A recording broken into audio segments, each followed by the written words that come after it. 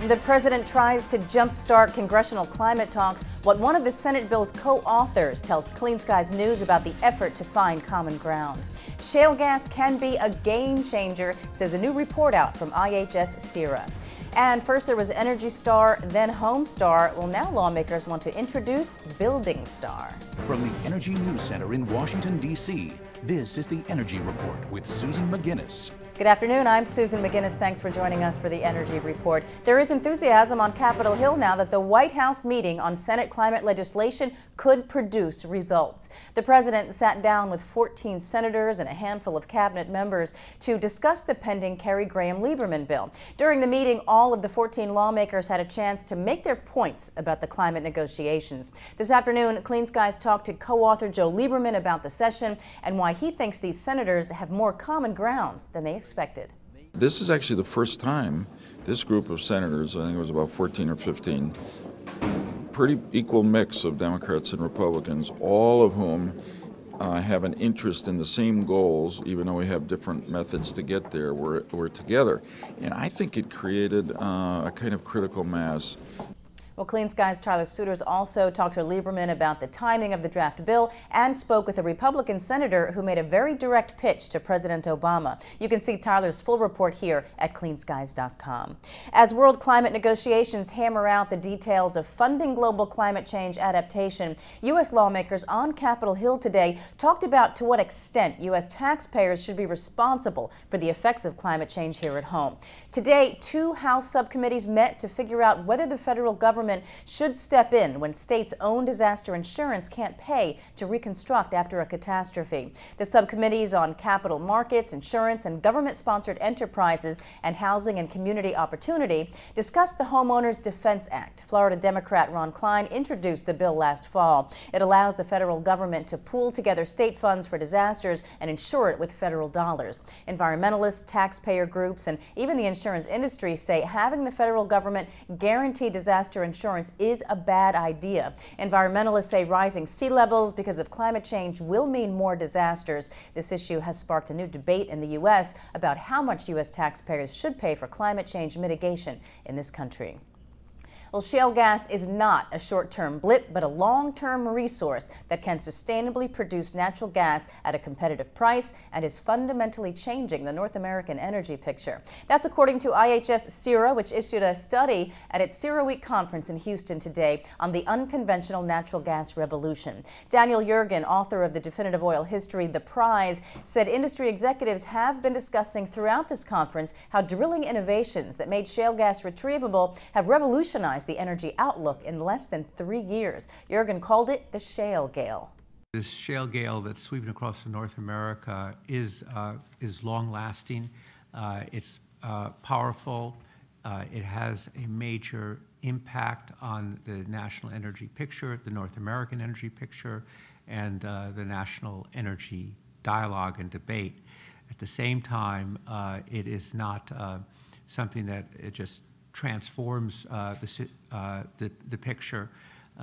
So it's a big impact, but not, some would say, it is a game changer, but there are also definite constraints on it. Well, the major customer for the new gas is the power generation industry, and Yergin said the biggest constraint is that the power industry builds facilities that last for 40 years or more. While natural gas can have the carbon dioxide from generating with coal, it is not emissions-free. It'll eventually need carbon capture and storage, just like coal, and the uncertain development of that technology means utilities are holding off building new gas facilities despite the new abundance. You can watch more of our reports from CERA by going right here to our website, cleanskies.com.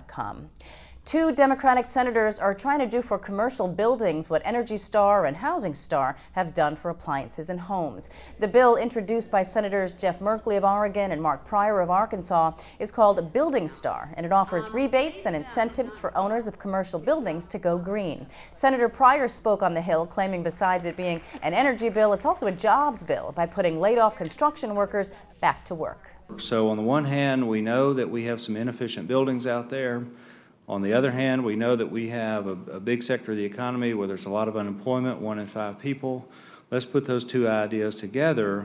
Clean Skies' Lee Patrick Sullivan was at the Energy Forum where Senator Pryor spoke. You can learn more about what building star legislation by watching Lee's full report here on the website. The UN Climate Panel is about to face a major review. The UN says a Netherlands-based group of 15 national academies of science will study how the Intergovernmental Panel on Climate Change does its job. The Inter-Academy Council will do independent reviews to figure out how better to catch and correct errors, consider whether the climate panel should use non-peer-reviewed literature, how governments review IPCC material, and how the IPCC communicates with the public. Many believe the mistakes in the IPCC reports found in recent months don't undercut the broad consensus on global warming, but have shaken the credibility of climate scientists and given skeptics ammunition. A council co-chairman says the review is a forward-looking report, but will examine the errors already found as case studies. Meantime, with more electric and hybrid vehicles entering the market, the UN announced today it's adopted new safety standards. Typically, electric vehicles operate at very high voltages in the range of 500 volts. Well, these revised UN ECE regulations are meant to ensure drivers are protected from high voltage car parts. They also define requirements like indicators to the driver that the engine is switched on, which otherwise can't be heard. It also requires safeguards to prevent electric vehicles from moving when being recharged. Car makers will be able to sell their vehicles based on common standards, not only in the EU, but in South Korea, Japan, and Russia. And it looks like a Disneyland attraction, but some are calling this the wave of the future in rail and bus transport. Korea's Advanced Institute of Technology today launched a prototype electric train that draws energy wirelessly from power strips embedded in the road. It says by drawing energy from the road, the train can use a battery 20% as large and powerful as would otherwise be required.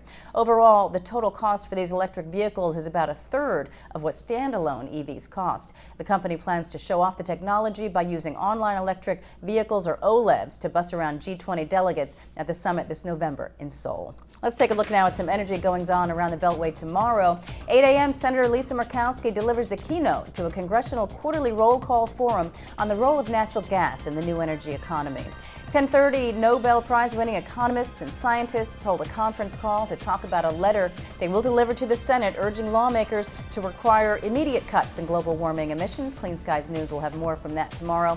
And at noon tomorrow, the Wilson Institute has a discussion on the political climate surrounding efforts to promote public-private energy efficiency in the U.S. and China. That's the Energy Report. We'll see you tomorrow with your latest energy news. For any suggestions or comments about our programming on Clean Skies News, you can email us at contact@cleanskies.com. You can also follow us on Twitter and Facebook. From all of us here in the Energy News Center, good night.